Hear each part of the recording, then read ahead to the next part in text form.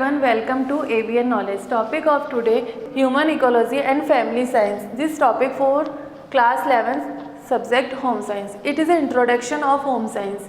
In this topic, Human Ecology word को define किया गया है. ह्यूमन इकोलॉजी वर्ड बायोलॉजी से लिया गया है. इसको टू टाइप से डिफाइन किया गया है. फर्स्ट तो ये है relation between living organism and their environment, और सेकंड ये है relation complex of relation between as organism and their environment. यानी एक में तो ये बताया गया कि रिलेशन है लिविंग ऑर्गेनिज्म का और एनवायरनमेंट का, और दूसरे में बताया गया लिविंग ऑर्गेनिज्म और एनवायरनमेंट का कॉम्प्लेक्स ऑफ रिलेशन बताया गया. इसको टू टाइप से डिफाइन किया गया है, पर दोनों के अंदर ही एक ही चीज़ है कि इसमें ह्यूमन बीइंग्स के बारे में और ह्यूमन बीइंग्स का लिविंग ऑर्गेनिज्म और एनवायरनमेंट के बीच में जो रिलेशन है, जो एक दूसरे से ये रिलेटेड है, उसके बारे में समझाया गया है.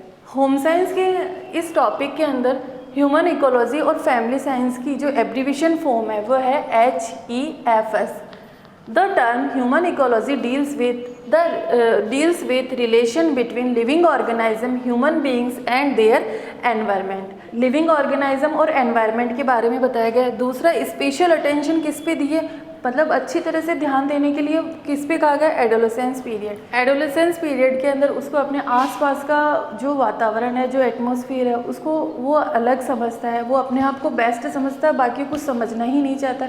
उस समय में अगर पेरेंट्स उसके ऊपर स्पेशल अटेंशन दे देते हैं, यानी ध्यान दे देते हैं, तो उस समय वो बच्चा का मतलब जो एडोलेसेंस पीरियड में जो बच्चे होते हैं वो काफ़ी उस पीरियड से निकल कर और अपने आप को संभाल सकते हैं और अपने आप को कुछ अच्छा बना सकते हैं. इसलिए इसको turning point in one's life का, और इसको एक तरह से स्टॉर्म पीरियड भी कहा गया, एक इसको तूफान का पीरियड भी कहा गया. अगर उस एडोलेसेंस पीरियड ऐसा है, इस पीरियड के अंदर या तो बच्चा कुछ बन जाता है, यानी कुछ बनने के लिए, या उसकी लाइफ को वो सही डायरेक्शन दे देता है, और उसी पीरियड में अगर उसके पेरेंट्स उसके ऊपर अटेंशन नहीं देते या उसके ऊपर ध्यान नहीं दिया जाता है, तो इस पीरियड के अंदर वो अपनी लाइफ को रॉन्ग डायरेक्शन में ले जाता है. तो ये एक ऐसा पीरियड है जिसके अंदर डायरेक्शन डिसाइड होता है कि वो राइट डायरेक्शन में जाएगा या रॉन्ग डायरेक्शन में जाएगा. तो उसकी जो दिशा है, उसके आगे की लाइफ का जो डायरेक्शन है, उसके जीवन की जो आगे की दिशा है, वो एडोलेसेंस पीरियड में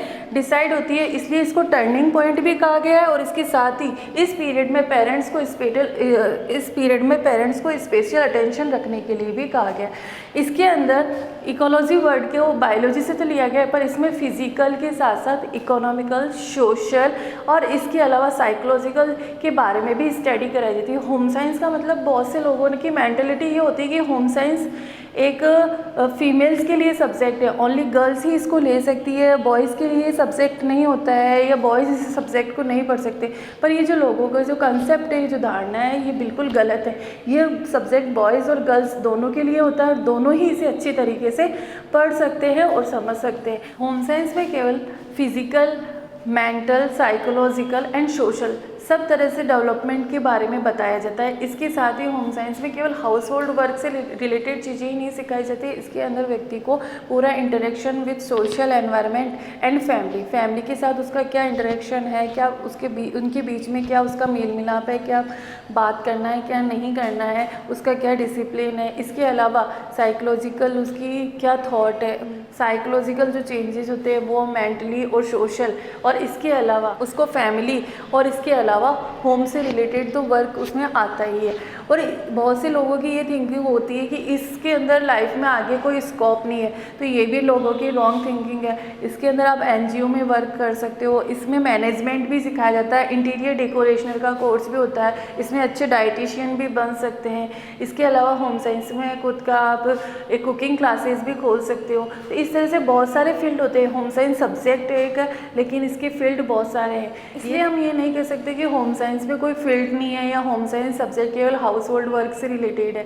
होम साइंस में बहुत सारे फील्ड है, बहुत सारे तरीके के वर्क है, और ये मल्टी डेवलपमेंट और मल्टी डिसिप्लिन होता है. इसमें सब तरह से आपको हर वर्क को प्रॉपरली मैनेज करना और डिसिप्लिन में रहना, और सोशल और फैमिली के साथ में आपका बिहेवियर कैसा हो, उनके बीच में आप कैसे मैनेज करोगे, ये सब इसमें सिखाया जाता है. गर्ल्स को पहले के समय में एजुकेशन के लिए इतना आगे नहीं बढ़ाया जाता था, तो उस समय एजुकेशन के लिए उन गर्ल्स को आगे बढ़ाने के लिए लेडी इरविन कॉलेज जो दिल्ली में स्थापित किया गया था 1932 में। उस समय ब्रिटिश गवर्नमेंट थी। तो कमला देवी चट्टोपाध्याय, सरोजनी नायडू और राजकुमारी और अमृता कौर, इन 4 लेडीज़ ने लेडी इरविन कॉलेज को स्थापित करने में उनके साथ में मदद की थी। अब ये जब लेडी इरविन कॉलेज था तो वहाँ के लॉर्ड इरविन और उनकी वाइफ थी डॉर्थी इरविन, उन दोनों ने इन 4 लेडीज़ की हेल्प और इसके अलावा और भी पर्सन ने हेल्प की थी। पर जो कमला देवी चट्टोपाध्याय, सरोजनी नायडू और राजकुमारी अमृता कौर थी, डॉर्थी इरविन और लॉर्ड इरविन जो उनके हस्बैंड थे, उन दोनों के साथ इन सब ने वर्क करके इस लेडी इरविन कॉलेज को स्थापित किया था दिल्ली के अंदर 1932 में। इस कॉलेज को स्थापित करने का एक ही उद्देश्य था ताकि गर्ल्स और वुमेन्स को एजुकेशन के लिए आगे बढ़ा जाए, उन्हें शिक्षित किया जाए। तो ये सब्जेक्ट होम साइंस था। तो उस समय लोगों की ये सोच थी कि अच्छा ये कॉलेज गर्ल्स को आगे बढ़ाने के लिए या उनकी शिक्षा को आगे बढ़ाने के लिए किया गया है या स्थापित किया गया है, तो ये होम साइंस सब्जेक्ट केवल फीमेल का है। इसलिए ये डिसाइड नहीं किया जा सकता कि सब्जेक्ट केवल गर्ल्स ही पढ़ेगी या बॉयज़ ही पढ़ेंगे, ऐसा कुछ नहीं है। बट ये जो लेडी इरविन कॉलेज है, ये गर्ल्स की एजुकेशन को आगे बढ़ाने के लिए, उन्हें और ज़्यादा शिक्षित करने के लिए इस कॉलेज की स्थापना की गई थी। इसलिए और इस जो ये होम साइंस जो सब्जेक्ट है वहाँ पे इसलिए लाया गया क्योंकि ये मल्टी डिसिप्लिन और मल्टी सोर्सेज सब्जेक्ट था।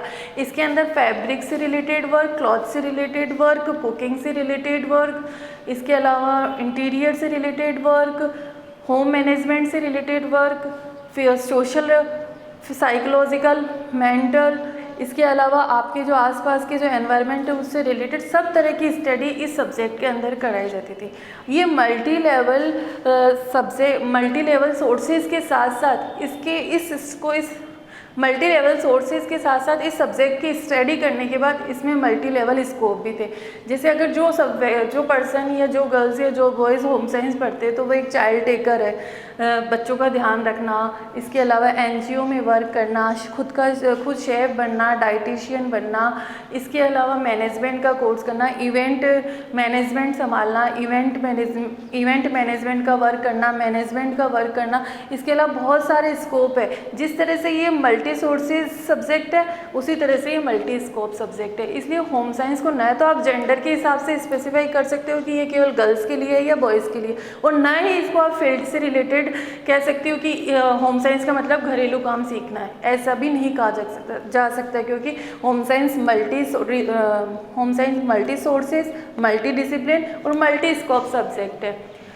अब जैसे कि इसमें ये तो इसलिए था कि लेडी इरविन कॉलेज को इसलिए बनाया गया था ताकि पहले के समय में जब वो गर्ल्स के लिए जो स्टडी थी तो वो इतना ध्यान नहीं देते थे, ना उन्हें पढ़ाते थे, ना उनकी पढ़ाई पे ध्यान देते थे। तो लड़कियों में जागरूकता, अवेयरनेस लाने के लिए और उन्हें आगे बढ़ाने के लिए लेडी इरविन कॉलेज को दिल्ली में स्थापित किया गया था 1932 में। और इस कॉलेज को जो सपोर्ट करने वाली थी वो भी लेडीज़ ही थी, जैसे कमला देवी चट्टोपाध्याय, सरोजनी नायडू, राजकुमारी, अमृता कौर।